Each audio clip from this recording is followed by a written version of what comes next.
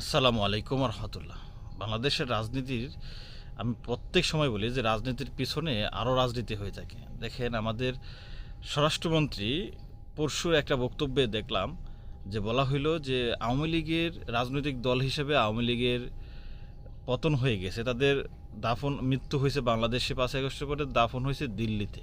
তাদের রাজনৈতিক দল হিসেবে বিচার অবশ্যই হতে হবে, তাদের বিচার হবে। এবং যে হাসানুল হক ইনু তার রায় হলো 10 বছরের সাজার ব্যাপারে কথা বলছেন যে তার সর্বোচ্চ সাজা হতে পারে।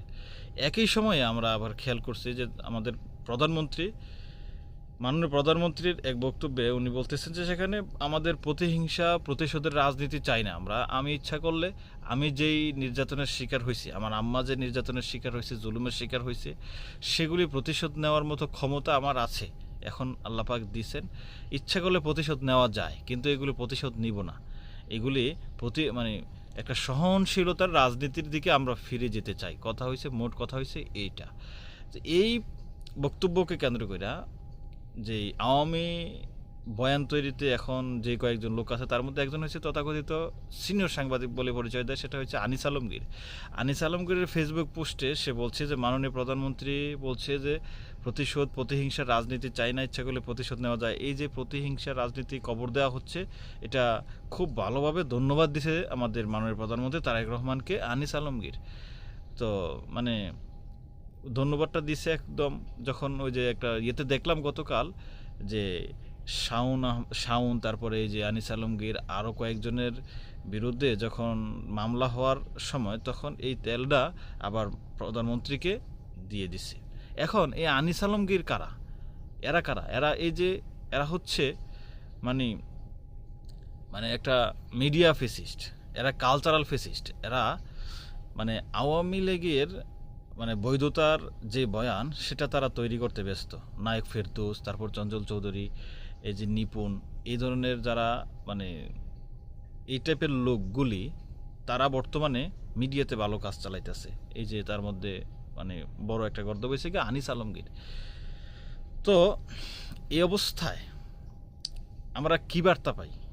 যে দেখেন, প্রধানমন্ত্রীর উনি ছেলে হিসাবে ওনার মায়ের প্রতি ঘটে যাওয়া যে অন্যায়, জুলুম, অত্যাচার, সেগুলি উনি ছেলে হিসাবে মাফ করে দিতে পারেন, ওনারটা মাফ করে দিতে পারেন একজন মানুষ হিসেবে, এজ এ পার্সন হিসাবে। কিন্তু একজন প্রধানমন্ত্রী হিসেবে যখন উনি দেশের 18 কোটি 20 কোটি মানুষের প্রধানমন্ত্রী, তখন এই কথাটা ওনার বলতে পারেন না। কারণ দেশের সাথে হয়ে যাওয়া, দেশের মানুষের সাথে হয়ে যাওয়া অন্যায়, সেটা কোনোভাবেই মাফ করতে পারেন না।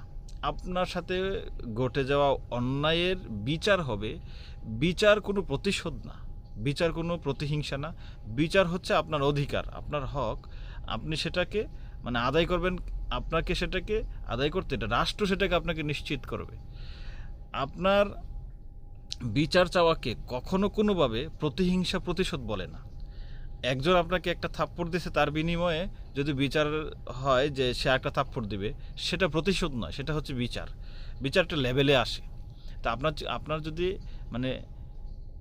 সমান সমান হতে, তাহলে তাকে বিচার করতে হবে। যে জুলাই আগস্টে আমাদের চোখের সামনে ঘটে যাওয়া যে হত্যাকাণ্ড চালাইছে, এগুলো তো বিচার হতেই হবে। এখন আমাদের স্বরাষ্ট্রমন্ত্রীর বক্তব্য এবং প্রধানমন্ত্রীর বক্তব্য, এখানে এমনও হইতে পারে যে প্রধানমন্ত্রী এগুলি বলে যারা আওয়ামী বিরোধী রাজনীতি করে তাদেরকে একটা সান্ত্বনামূলক একটা বাণী হইতে পারে। আবার প্রধানমন্ত্রীর বক্তব্যে ওই যে তাদের যে চুক্তিভিত্তিক রাজনীতি, সেটারই বার্তা দেয়।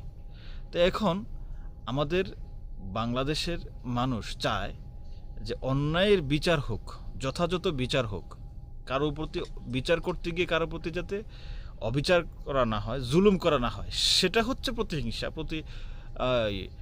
প্রতিশোধ।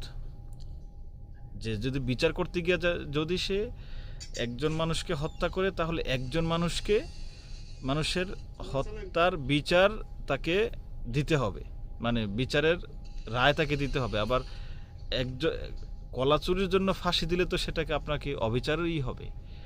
তো আপনার বিচার আপনাকে করতে হবে, সেটা প্রতিহিংসা